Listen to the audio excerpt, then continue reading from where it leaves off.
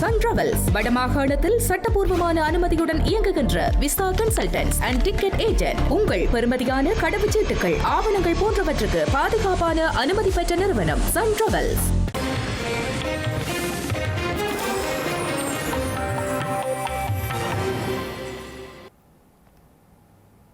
வணக்கம். இது ஐபிசி தமிழின் காலை நேர பிரதான செய்திகள். முதலில் தலைப்புச் செய்திகள். பிள்ளையானை சந்தித்தது ரகசியமானது அல்ல என்கிறார் நாவல். அரசாங்கம் உயிர்த்த ஞாயிறு தாக்குதல் வழக்கை திசை திருப்புவதாகவும் விசனம். சுரேஷ் சாலே உயிர்த்த ஞாயிறு தாக்குதலின் பிரதான சந்தேக நபர். அசாத் மௌலானாவின் வாக்குமூலத்தை தொடர்ந்து திலீப பீரிஸ் தெரிவிப்பு. ராஜபக்ஷ முகாமில் இருந்து விலக்கிய சுமணரத்ன தேரர் அனுரவிக்கும் ஆதரவு. கழுத்து நெரித்து கொலை செய்யப்பட்ட யாழ் விரிவுரையாளர் சட்ட வைத்திய அதிகாரியின் அறிக்கையில் தெரிவிப்பு. தமிழக அமைச்சரவையில் இடம்பெற்ற காங்கிரஸ் 59 ஆண்டுகளின் பின்னர் பதவியேற்பு. ரவுல் ஹாஸ்ட்ரோவிற்கு எதிராக அமெரிக்கா கொலை குற்றச்சாட்டு. அரசியல் தந்திரம் என்கிறார் கியூபா ஜனாதிபதி. தொடர்பான விரிவான செய்திகள். மட்டக்களப்பு சிறையில் இருந்த பிள்ளையான் எனப்படும் சிவனேசதுரை சந்திரகாந்தனை சிறையில் சந்தித்தது ரகசியமான விடயம் ஒன்றல்ல என்று ஸ்ரீலங்கா பொதுஜன பெரமுன கட்சியின் நாடாளுமன்ற உறுப்பினர் நாமல் ராஜபக்ச தெரிவித்துள்ளார். உயிர்த்த ஞாயிறு தாக்குதலுக்கு பின்னர் மஹிந்த ராஜபக்ச, பஷில் ராஜபக்ச, நாமல் ராஜபக்ச ஆகியோர் மட்டக்களப்பு சிறைச்சாலைக்கு சென்று பிள்ளையானை நேரில் சந்தித்து கலந்துரையாடியதாக பிரதி மன்றாடியர் திலீப பீரிஸ் நேற்று நீதிமன்றில் கூறிய நிலையில் நாமல் ராஜபக்ச தன்னுடைய எக்ஸ் பக்கத்தில் இதனை தெரிவித்துள்ளார். சிறையில் இருந்த பிள்ளையானை பிணையில் விடுவிக்க கோட்டாபய ராஜபக்ஷ ஜனாதிபதியாக ஆட்சியேற்ற பின்னர் விசேட பேச்சுவார்த்தைகள் இடம்பெற்றதாக பிரதி சட்டமா அதிபர் திலீப பீரிஸ் நேற்றைய தினம் நீதிமன்றத்தில் தெரிவித்தார். பிள்ளையானின் முன்னாள் செயலாளர் அசாத் மௌலானா வழங்கிய வாக்குமூலத்தின் அடிப்படையில் அவர் இதனை கொழும்பு கோட்டை நீதவான் நீதிமன்றத்தில் தெரிவித்தார்.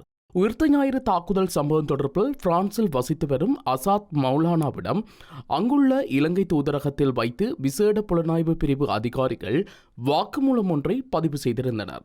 அந்த வாக்குமூலத்தின் விவரங்களை நீதிமன்றத்தில் சமர்ப்பித்த திலீப பீரிஸ் கடந்த 2019 ஆண்டு நடைபெற்ற ஜனாதிபதி தேர்தலில் கோட்டாபய ராஜபக்ஷ வெற்றி பெற்று ஆட்சி பொறுப்பை ஏற்றுக்கொண்ட ஒரே வாரத்துக்குள் சிறையில் இருந்த பிள்ளையானை பிணையில் விடுவிப்பதற்கான விசேட வேலை திட்டங்கள் மற்றும் பேச்சுவார்த்தைகளை முன்னெடுத்திருந்ததாக அசாத் மௌலானா தனது வாக்குமூலத்தில் கூறியதாக தெரிவித்தார்.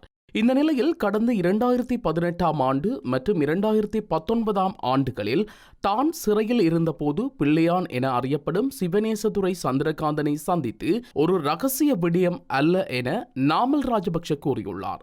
தான் அவரை சந்தித்ததற்கான சிறைச்சாலை பதிவுகள் மிக தெளிவாக ஆதாரங்களுடன் உள்ளதாகவும் அவர் கூறினார். பிள்ளையானின் கட்சி 2015 ஆண்டு ஜனாதிபதி தேர்தலிலும் 2018 ஆண்டு உள்ளூராட்சி தேர்தலிலும் தமக்கு ஆதரவு வழங்கி அரசியல் கூட்டணியில் ஒரு அங்கமாகவே செயற்பட்டதாக நாமல் ராஜபக்ஷ சுட்டிக்காட்டினார். உயிர்த்த ஞாயிறு பயங்கரவாத தாக்குதல் தொடர்பான விசாரணைகளுக்காக குற்றப்புலனாய்வு திணைக்கள அதிகாரிகள் பிரான்ஸ் வரை பயணம் செய்தமை தற்போதைய அரசாங்கத்தின் முன்னுரிமைகள் குறித்து பலத்த கேள்விகளை எழுப்புவதாக கூறியுள்ளார். தான் பிள்ளையானை சந்தித்ததை உறுதிப்படுத்துவதற்காக மட்டும்தான் அதிகாரிகள் அவ்வளவு தூரம் பொது பணத்தை செலவழித்து பயணம் செய்துள்ளார்கள் என்றால் அது பொது நிதியை முற்றாக வீணடிக்கும் ஒரு செயல் என விசனம் வெளியிட்டுள்ளார்.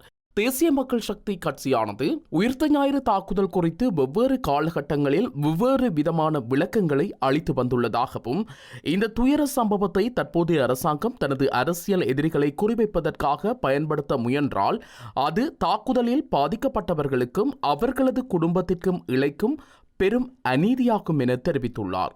அத்துடன் தாங்கள் எந்த ஒரு நியாயமான விசாரணைகளையும் நேருக்கு நேர் எதிர்கொள்ள தயாராக உள்ளதாகவும் எந்தவித சந்தேகங்களையும் வெளிப்படைத்தன்மையுடன் தெளிவுபடுத்துவதற்காக குற்றப்புலனாய்வு துறைக்கு முழுமையான ஒத்துழைப்பை வழங்குவோம் என்றும் நாமல் ராஜபக்ஷ தெரிவித்துள்ளார். எனவே அரசாங்கம் இத்தகைய அரசியல் நாடகங்களிலும் ஊடக தலைப்புச் செய்திகளை உருவாக்குவதிலும் கவனம் செலுத்துவதை விடுத்து நாட்டு மக்களுக்கு அர்த்தமுள்ள பலன்களையும் நிவாரணங்களையும் வழங்குவதில் கவனம் செலுத்த வேண்டும் என அவர் வலியுறுத்தியுள்ளார். இதேவேளை பிள்ளையானின் முன்னாள் செயலாளர் அசாத் மௌலானா வழங்கிய வாக்குமூலத்தின் அடிப்படையில் உயிர்த்த ஞாயிறு தாக்குதலின் பிரதான சந்தேக நபராக சுரேசலையை காவல்துறை தரப்பு அடையாளம் கண்டுள்ளதாக பிரதி மன்றாடியார் திலீப பீரிஸ் நீதிமன்றில் தெரிவித்துள்ளார். அசாத் மௌலானாவின் வாக்குமூலத்தில் உயிர்த்த ஞாயிறு தாக்குதல் குறித்து விரிவான விவரங்களை வழங்கியுள்ளதாகவும் அரசியல் தேவையொன்றை நிறைவேற்றிக் கொள்வதற்காகவே துவான் சுரேசலே இந்த தாக்குதலின் சூத்திரதாரியாக செயற்பட்டுள்ளார் என்பது அவரது வாக்குமூலத்தின் மூலம் தெளிவாகின்றது என்று குறிப்பிட்டுள்ளார். மட்டக்களப்பு காத்தான்குடி அலியார் சந்தையில் ஏற்பட்ட மோதல் சம்பவம் தொடர்பாக சக்ரான் ஹாசிமின் குழுவைச் சேர்ந்த செய்னி மௌலவி என்பவர் சிறையில் அடைக்கப்பட்டதாகவும் அவரும் பிள்ளையானும் ஒரே சிறையில் இருப்பதாகவும் திலீப பீரிஸ் கூறியுள்ளார். செய்னி மௌலவி பிள்ளையானிடம் தங்கள் குழுவில் உயிரை மாய்க்க தயாரான ஒரு குழுவினர் இருக்கின்றார்கள் என்று கூறிய நிலையில் இந்த தகவல் சந்தேக நபரான சுரேஷ் சாலேவுக்கு கிடைக்கப்பெற்றதாக தெரிவித்தார். இதனையடுத்து சுரேஷ் சாலே உயிர்த்த ஞாயிறு தாக்குதலில் உயிரிழந்த சக்ரான் ஹாசிம் உள்ளிட்ட 6 தற்கொலை தாக்குதல்தாரிகள் புத்தளத்தில் வைத்து சந்தித்து கலந்துரையாடியதாக சுட்டிக்காட்டினார். உயிர்த்த ஞாயிறு தாக்குதல் நடைபெற்ற போது சுரேஷ் சாலே அசாத் மௌலானாவுக்கு அழைப்பொன்றை மேற்கொண்டு தாட் சமுத்ரா விருந்தகத்திற்கு அருகில் சென்று அங்கு ஒருவரை அழைத்து வருமாறு கூறியதாகவும் அவரது தொலைபேசியும் பெற்றுக்கொள்ளுமாறு அறிவுறுத்தியதாகவும் அவர் கூறினார். அந்த நபர் தெஹிவளையில் குண்டை வெடிக்க வைத்த ஜமீல் என திலீப பீரிஸ் நீதிமன்றத்தில் தெரிவித்தார். இந்த குண்டுதாரி ஜமீல் ஒரு அப்பாவி நபர் என வருண ஜெயசுந்தர என்ற அதிகாரி குறிப்பிட்டதாகவும் எனவே வருண ஜெயசுந்தர என்ற அதிகாரி தொடர்பாகவும் விசாரணைகளை மேற்கொண்டு வருவதாகவும் சுட்டிக்காட்டினார்.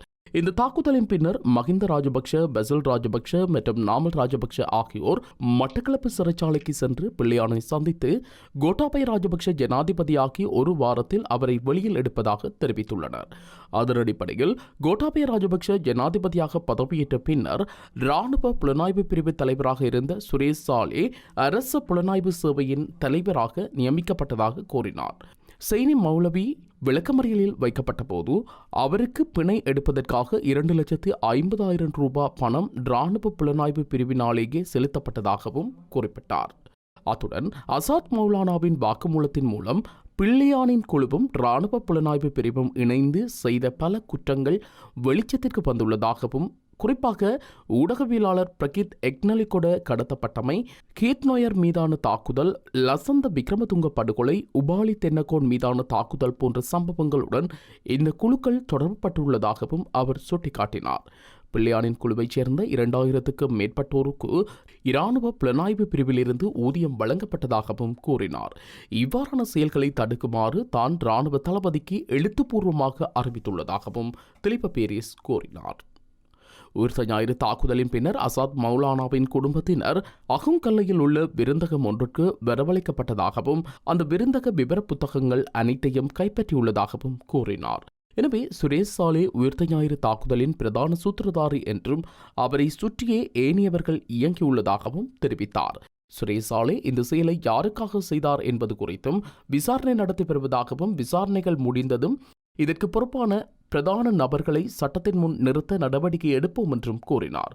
உயிர்த்த ஞாயிறு தாக்குதலுக்கு முன்னர் இந்த தாக்குதலை வடமாகாணத்தில் உள்ள இராணுவ குழு ஒன்றை மையப்படுத்தியோ அல்லது தெற்கில் ஒரு இனப்படுகொலையாகவோ செய்ய திட்டமிட்டிருந்தனர் என்றும் பின்னர் 2 திட்டங்களையும் கைவிட்டே உயிர்த்த ஞாயிறு தாக்குதலை நடத்த தேவையான நடவடிக்கைகளை எடுத்ததாகவும் தெரிவித்தார். 6 மாதங்களில் நடத்தப்பட இருந்த தேர்தலை இலக்காக கொண்டு சந்தேக நபரான சுரேஷ் சாலேயின் வழிநடத்தலிலேயே தாக்குதல் நடத்தப்பட்டதாக திலீப பீரிஸ் நீதிமன்றத்தில் தெரிவித்தார்.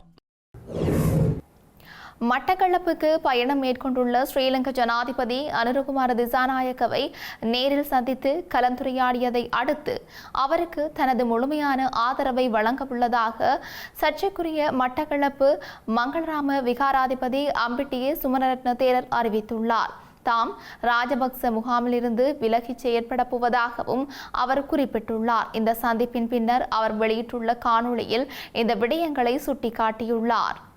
ஜனாதிபதியின் மட்டக்களப்பு பயணத்தின் போது அவரை தொடர்பு கொள்ள தாம் முயற்சித்ததாகவும் அந்த முயற்சி தோல்வியடைந்ததால் தீவிரமான நடவடிக்கையை எடுக்கப் போவதாக தான் கூறியதாக அம்பிட்டிய சுமரரத்ன தேரர் தெரிவித்தார். இதனையடுத்து சிரேஷ்ட காவல்துறை அதிகாரிகள் மற்றும் ஜனாதிபதி பாதுகாப்பு பிரிவின் அதிகாரிகள் தலையிட்டு ஜனாதிபதியுடனான சந்திப்புக்குரிய ஏற்பாடுகளை செய்து கொடுத்ததாக தேரர் தெரிவித்தார். இதன் மூலம் இரு தரப்பினருக்கும் இடையில் சுமூகமான கலந்துரையாடலை நடத்த வழிவகை செய்யப்பட்டது என்றும் சந்திப்பின் போது கிழக்கு மாகாணம் எதிர்நோக்கும் பல முக்கிய பிரச்சினைகள் மற்றும் கவலைகள் குறித்தும் தாம் ஜனாதிபதியிடம் தெரிவித்ததாகவும் கூறினார். அவற்றுக்கு உரிய தீர்வுகளை வழங்குவதற்கு காத்திரமான நடவடிக்கைகள் எடுக்கப்படும் என ஜனாதிபதி தமக்கு உறுதியளித்ததாகவும் தேரர் குறிப்பிட்டார். தமது கருத்துக்களை பொறுமையுடன் செவி சாய்த்தமைக்கும் கலந்துரையாடுவதற்கான சந்தர்ப்பத்தை வழங்கியதற்கும் ஜனாதிபதி அனுரகுமார திசாநாயக்கவுக்கு தனது நன்றிகளையும் பாராட்டுகளையும் தெரிவிப்பதாக அம்புட்டிய சுமணர்த தேரர் கூறினார். நாட்டை நேர்மறையான மற்றும் சாதகமான திசையை நோக்கி கொண்டு செல்வதற்கு ஜனாதிபதி எடுக்கும் அனைத்து முயற்சிகளுக்கும் ஆதரவை வழங்குவதாகவும் தெரிவித்தார். யாழ்ப்பாண பல்கலைக்கழக சிரேஷ்ட சித்த மருத்துவத்துறை விரிவுரையாளர் தயாளினி திலீபன் கழுத்து நெரிக்கப்பட்டு கொலை செய்யப்பட்டமை சட்ட வைத்திய அதிகாரியின் அறிக்கையில் உறுதி செய்யப்பட்டுள்ளதாக காவல்துறையினர் நீதிமன்றத்தில் தெரிவித்துள்ளனர். யாழ்ப்பாண பல்கலைக்கழக சிரேஷ்ட சித்த மருத்துவத்துறை விரிவுரையாளர் தயாளினி திலீபன் மரண விசாரணை யாழ்ப்பாண நீதவான் நீதிமன்றத்தில் நீதவான் லெனின் குமார் முன்னிலையில் நேற்றைய தினம் நடைபெற்றது. மரண விசாரணையின் போது விரிவுரையாளரின் மகனும் காவல்துறையினரும் சாட்சியமளித்தனர்.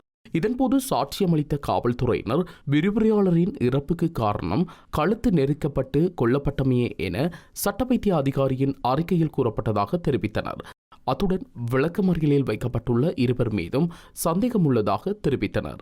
இதனை அடுத்து வழக்கை எதிர்வரும் ஜூன் மாதம் 3ஆம் தேதிக்கு திகதியிட்ட நீதவான் கைது செய்யப்பட்டு விளக்கமறியலில் உள்ள சிரேஷ்ட விரிவுரையாளரின் மருமகன் மற்றும் மகள் ஆகியோரின் விளக்கமறியல் காலத்தையும் அன்றைய தினம் வரை நீடித்து உத்தரவிட்டார்.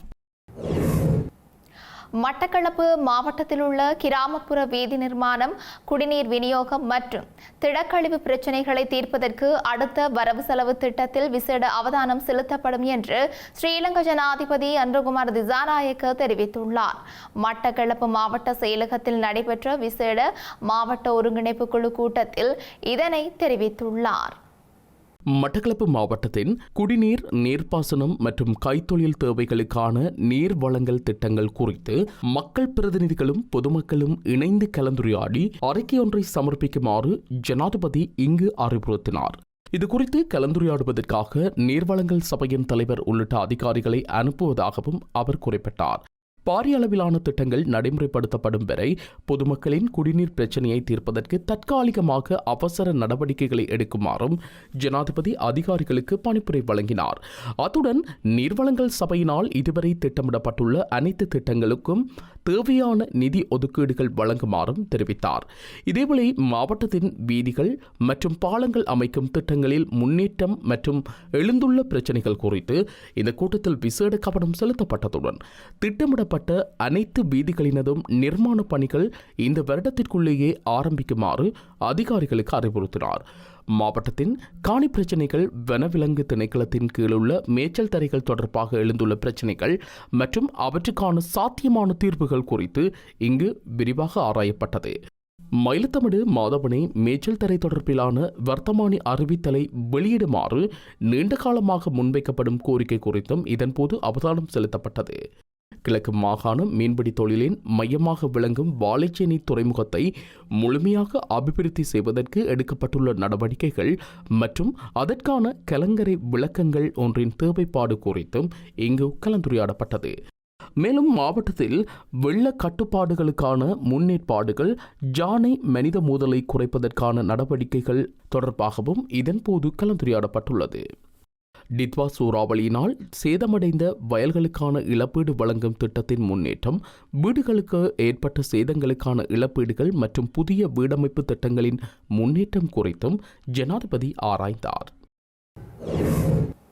கொங்கோ மற்றும் உகண்டா ஆகிய நாடுகளில் எபோலா வைரஸ் பரவி வரும் நிலையில் இலங்கையிலும் முன்னெச்சரிக்கை நடவடிக்கைகள் மேற்கொள்ளப்பட்டுள்ளதாக ஸ்ரீலங்கா சுகாதார சேவைகள் பணிப்பாளர் நாயகம் அசேல குணவர்த்தன தெரிவித்துள்ளார்.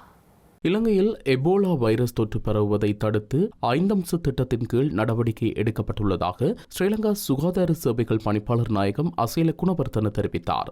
இதன்படி நாட்டில் பிரதான விமான நிலையங்களின் கண்காணிப்பு நடவடிக்கைகள் பலப்படுத்தப்பட்டுள்ளதுடன் சந்தேகிக்கப்படும் நோயாளர்கள் எவரேனும் கண்டறியப்பட்டால் அவர்களுக்கு சிகிச்சை அளிப்பதற்காக அங்குடி தேசிய தொற்றுநோய் தடுப்பு நிறுவனம் தயார் நிலையில் வைக்கப்பட்டுள்ளதாகவும் கூறினார்.